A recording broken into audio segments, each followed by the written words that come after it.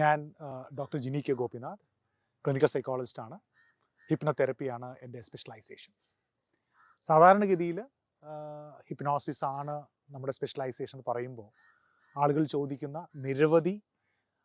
നിരവധി ചോദ്യങ്ങളിൽ ഏറ്റവും പ്രധാനപ്പെട്ട ഒരു ചോദ്യമാണ് ഈ ഹിപ്നോട്ടിക് പ്രോസസ്സിനിടയ്ക്ക് ഞാൻ സ്റ്റക്ക് ആകുമോ എന്നുള്ളത്, അല്ലെങ്കിൽ ആ ഹിപ്നോസിസ് എന്ന ആ ഒരു സ്റ്റേറ്റിൽ, ട്രാൻസ് സ്റ്റേറ്റിൽ സ്റ്റക്ക് ആകുമോ എന്നുള്ളത്.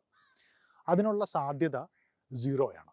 കാരണം 2 കാര്യങ്ങൾ സംഭവിക്കാം ഹിപ്നോട്ടിക് പ്രോസസ്സിനകത്ത്. ഒന്ന്, ഇപ്പോൾ ആ ഹിപ്നോതെറപ്പിസ്റ്റ് നിങ്ങളെ തിരിച്ച് നിങ്ങളുടെ കോൺഷ്യസ് സ്റ്റേറ്റിലേക്ക് കൊണ്ടുവരുന്നില്ല എന്നുണ്ടെങ്കിൽ 2 കാര്യങ്ങളാണ് സാധാരണഗതിയിൽ സംഭവിക്കാൻ സാധ്യതയുള്ളത്. ഒന്ന്, നിങ്ങൾ ശാരീരികമായിട്ട് കുറച്ച് തളർന്ന ഒരവസ്ഥയിലാണ് എന്നുണ്ടെങ്കിൽ ആ സമയത്ത് നിങ്ങൾ ഉറക്കത്തിലേക്ക് വഴുതി വീഴും.